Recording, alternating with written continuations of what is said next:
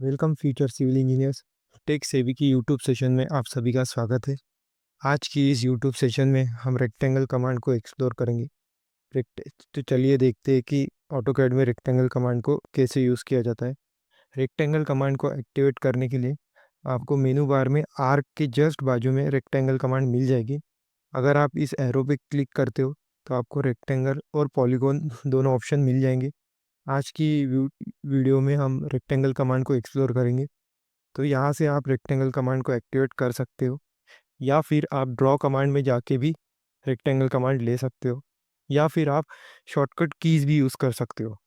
तो मैं आपको हमेशा सजेस्ट करूँगा कि आप हमेशा शॉर्टकट कीज़ ही यूज़ कीजिए, क्योंकि जितने भी एक्सपीरियंस स्टूडेंट है वो हमेशा शॉर्टकट कीज़ यूज़ करते, क्योंकि उनको उनका काम फास्टली करना पड़ता है। तो आप अपना काम फास्टली करने के लिए आप हमेशा शॉर्टकट कीज़ यूज़ कीजिए। तो चलिए देखते हैं कि रेक्टेंगल की shortcut keys R E C enter है। मैं R E C enter type करता हूँ और रेक्टेंगल कमांड एक्टिवेट हो जाती है। जैसे ही रेक्टेंगल कमांड एक्टिवेट होती है तो कमांड सेक्शन में लिख के आ रहा है कि स्पेसिफाई फर्स्ट कॉर्नर पॉइंट। तो मैं स्क्रीन पे कहीं भी क्लिक करके अपना फर्स्ट कॉर्नर पॉइंट स्पेसिफाई करता हूँ। उसके बाद कमांड सेक्शन में लिख के आ रहा है कि स्पेसिफाई अनदर कॉर्नर पॉइंट। अभी मैं कहीं भी क्लिक करके अपना दूसरा कॉर्नर पॉइंट शो करता हूँ। इस तरीके से आप अप्रोक्सीमेट रेक्टेंगल ड्रॉ कर सकते हैं। तो अब मैं फिर से रेक्टेंगल कमांड को एक्टिवेट करता हूँ, आर ई सी एंटर, और अपना फर्स्ट कॉर्नर पॉइंट स्पेसिफाई करता हूँ। और अब सेकेंड कॉर्नर पॉइंट स्पेसिफाई करने से पहले मैं 10 यूनिट डाल के एंटर करता हूँ। तो यहाँ पे रेक्टेंगल बन चुका है। तो अभी मैं इस रेक्टेंगल की लेंथ और विड्थ चेक करता हूँ। तो अगर आप देखोगे कि ना तो लेंथ और ना ही विड्थ दोनों ही, जो डायमेंशन है वो 10 यूनिट नहीं है, जबकि हमने 10 यूनिट स्पेसिफाई किया था। तो ये जो 10 यूनिट है ये डायगोनल का मेजरमेंट है। आप जब इस रेक्टेंगल की डायगोनल चेक करेंगे तो वो 10 यूनिट आएंगी। देखिए यहाँ पे 10 यूनिट शो हो रहा है। तो हमेशा याद रखिए कि आप जब भी सेकेंड कॉर्नर पॉइंट स्पेसिफाई करते हो और यूनिट डाल के स्पेसिफाई करते हो, कुछ भी कोई भी यूनिट, तो आप वो जो मेजरमेंट है वो डायगोनल का मेजरमेंट रहता है। और उस डायगोनल के मेजरमेंट को रेफरेंस लेके ही लेंथ और विड्थ हमें ये सॉफ्टवेयर देता है। तो ये बात हमेशा ध्यान में रखिए। अब इसे मैं डिलीट कर देता हूँ। अब मैं फिर से आर ई सी एंटर करता हूँ और फर्स्ट कॉर्नर स्पेसिफाई करता हूँ। तो उसके बाद कमांड सेक्शन में 3 सब पार्ट ओपन हो चुके हैं, जिसमें एरिया, डायमेंशन, रोटेशन है। तो अभी हम एरिया को देखेंगे। आप यहाँ से कमांड सेक्शन से एरिया को सिलेक्ट कर सकते हैं, या फिर आप ए इंटर भी कर सकते हो। तो जैसे कि आपको पता है कि रेक्टेंगल का एरिया लेंथ इंटू विड्थ होता है। तो यहाँ पे कमांड सेक्शन में लिख के आ रहा है कि enter the area of the rectangle in current unit. तो हम ए रेक्टेंगल का एरिया डालते हैं। अभी मैं 100 यूनिट डालता हूँ। तो इसका मतलब हमने हमारा एरिया जो है वो 100 यूनिट डाला है। उसके बाद स्क्रीन पे शो हो रहा है कि calculate the rectangle dimension based on length और विड्थ। तो आपको जब एरिया आप यूज़ करते हो तो आपको एक डायमेंशन तो भी पता होना चाहिए। अब मैं इस बार लेंथ को सिलेक्ट करता हूँ और लेंथ की यूनिट 10 डालता हूँ। तो इस प्रकार से वो रेक्टेंगल बन चुका है, जिसकी लेंथ जो है वो 10 यूनिट है, क्योंकि हमने 10 डाला था। और एरिया जो है वो हमने 100 डाला था। तो इसका मतलब विड्थ जो है वो 10 यूनिट आनी चाहिए। तो अभी हम लेंथ चेक कर लेते हैं। तो देखिए लेंथ 10 यूनिट आ चुकी है, और विड्थ जो है वो 10 यूनिट आ चुकी है। मैं फिर से एक बार यूज़ करके दिखाता हूँ। आर ई सी एंटर, और फर्स्ट कॉर्नर स्पेसिफाई करता हूँ। उसके बाद एरिया को सिलेक्ट करता हूँ। इस बार मैं रेक्टेंगल का एरिया 150 यूनिट डालता हूँ, और लेंथ जो है वो 15 डालता हूँ। तो इस तरीके से रेक्टेंगल बन चुका है। अब हम इसे चेक करते हैं। हमने लेंथ 15 यूनिट डाली थी।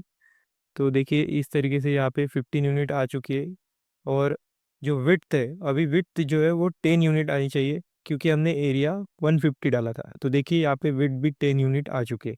इस तरीके से आप रेक्टेंगल बना सकते हो एरिया के यूज़ से। फिर से मैं R E C enter type करके अपना फर्स्ट कॉर्नर पॉइंट स्पेसिफाई करता हूँ। इस बार हम डायमेंशन देखेंगे। डायमेंशन सिलेक्ट करने के बाद कमांड सेक्शन में लिख के आ रहा है कि specify length for a rectangular, तो मैं लेंथ अभी 10 यूनिट डाल देता हूँ। और उसके बाद यहाँ पे specify width for a rectangle show हो रहा है, तो मैं विड्थ अभी 6 यूनिट डालता हूँ। तो इस तरीके से रेक्टेंगल बन चुका है। आप अपना कर्सर ऐसे मूव करोगे तो जहाँ भी आपको रखना है वहाँ पे क्लिक कीजिए। तो इस तरीके से हम रेक्टेंगल बना सकते हैं डायमेंशन की यूज़ से। फिर से मैं डायमेंशन चेक करता हूँ, तो इसका लेंथ जो हमने डाला था वो 10 यूनिट डाला था, तो देखिए 10 यूनिट आ चुका है। और विड्थ जो है वो 6 यूनिट डाला था, तो देखिए विड्थ जो है 6 यूनिट आ चुका है। तो इस तरीके से हम डायमेंशन को भी यूज़ कर सकते हैं। इसके बाद हम अ, इसको डिलीट कर देता हूँ और मैं REC इंटर टाइप करता हूँ और फर्स्ट कॉर्नर स्पेसिफाई करता हूँ। इसके बाद मैं रोटेशन को यूज़ करता हूँ। तो जब भी आप रोटेशन को यूज़ करोगे तो वो आपका रेक्टेंगल जो है वो किसी एक एंगल पे ड्रॉ होगा। तो याद रखिए कि जब भी आप एंगल कोई डालते हो, पॉजिटिव एंगल डालते हो, तो वो हमेशा एंटी क्लॉकवाइज हॉरिजॉन्टल से एंटी क्लॉकवाइज के डायरेक्शन में आपका कोई भी ऑब्जेक्ट ड्रॉ होता है। तो यहाँ पे कमांड सेक्शन में स्पेसिफाई रोटेशन एंगल लिख के आ रहा है, तो मैं 45 डिग्री एंटर करता हूँ। तो देखिए अभी जो हॉरिजॉन्टल से एंटी क्लॉकवाइज 45 डिग्री पे अपना रेक्टेंगल ड्रॉ होगा। तो उसके बाद फिर से कमांड सेक्शन में एरिया, डायमेंशन और रोटेशन कमांड एक्टिवेट हो चुकी है। तो आप अगर अपने पास एरिया होगा या फिर डायमेंशन होंगे तो आप उसके हिसाब से, जैसे मैंने प्रीवियसली बताया वैसे आप रेक्टेंगल ड्रॉ कर सकते हैं। इस बार मैं अप्रोक्सीमेटली यहाँ पे क्लिक करके रेक्टेंगल ड्रॉ कर लेता हूँ और अभी एल एंटर करके यहाँ से एक लाइन ड्रॉ करता हूँ हॉरिजॉन्टल। और अभी हम जो एंगल डाला था वो हम चेक करते हैं। तो देखिए हमने 45 डिग्री डाला था, तो देखिए 45 डिग्री पे हमारा रेक्टेंगल ड्रॉ हो चुका है। फिर से मैं REC एंटर टाइप करता हूँ, फर्स्ट कॉर्नर पॉइंट स्पेसिफाई करता हूँ। तो अभी देखिए जैसे हमने प्रीवियसली 45 डिग्री पे रेक्टेंगल ड्रॉ किया था, तो वही प्रीवियसली जो स्टार्ट था 45 डिग्री उसी पे अभी रेक्टेंगल निकलेगा। अगर आपको फिर से न्यूट्रल लाना है तो फिर से हमें रोटेशन में जाके अभी जो 0 डिग्री अगर हम डालते हैं तो देखिए अभी ये रेक्टेंगल न्यूट्रल हो गए। तो याद रखिए हमेशा आप अगर रेक्टेंगल में रोटेशन यूज़ कर रहे हैं तो फिर से हमें रोटेशन को न्यूट्रल करना ज़रूरी है। ये अभी से मैं डिलीट कर देता हूँ और फिर से REC एंटर टाइप करके फर्स्ट कॉर्नर स्पेसिफाई करता हूँ। फिर से हम रोटेशन में जाते हैं और देखिए यहाँ पे पिक पॉइंट्स करके भी एक ऑप्शन है, तो उसे समझने के लिए मैं एक लाइन निकाल लेता हूँ। पिक पॉइंट मतलब किसी रेफरेंस पॉइंट को लेके हम किसी रेफरेंस लाइन को लेके हम रेक्टेंगल ड्रॉ कर सकते हैं। तो अभी मैं फिर से REC एंटर करता हूँ और फर्स्ट कॉर्नर पॉइंट स्पेसिफाई करता हूँ। उसके बाद रोटेशन में जाके पिक पॉइंट्स को सिलेक्ट करता हूँ। तो मैं अपना फर्स्ट पिक पॉइंट देखिए कमांड सेक्शन में भी शो हो रहा है कि स्पेसिफाई फर्स्ट पॉइंट, तो मैं फर्स्ट पॉइंट यहाँ पे सिलेक्ट करता हूँ।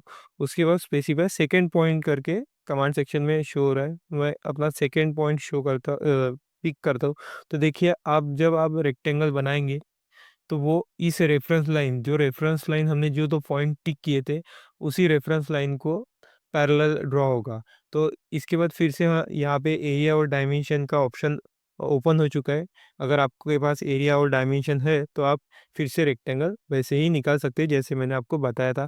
तो यहाँ पे मैं क्लिक कर लेता हूँ। इस तरीके से आप यूज़ कर सकते हैं पिक लाइन का ऑप्शन। आई होप कि रेक्टेंगल के तीनों जो सब कमांड्स है वो आपको समझ में आ गए होंगे और आप इसी को रिवाइज कीजिए और जो रिमेनिंग पार्ट है वो हम नेक्स्ट वीडियो में कवर करेंगे। अगर आपको कोई डाउट आता है तो आप कमेंट सेक्शन में ज़रूर बताएं और नेक्स्ट वीडियो किस कमांड में बनाना है वो भी आप कमेंट सेक्शन में ज़रूर बताएं।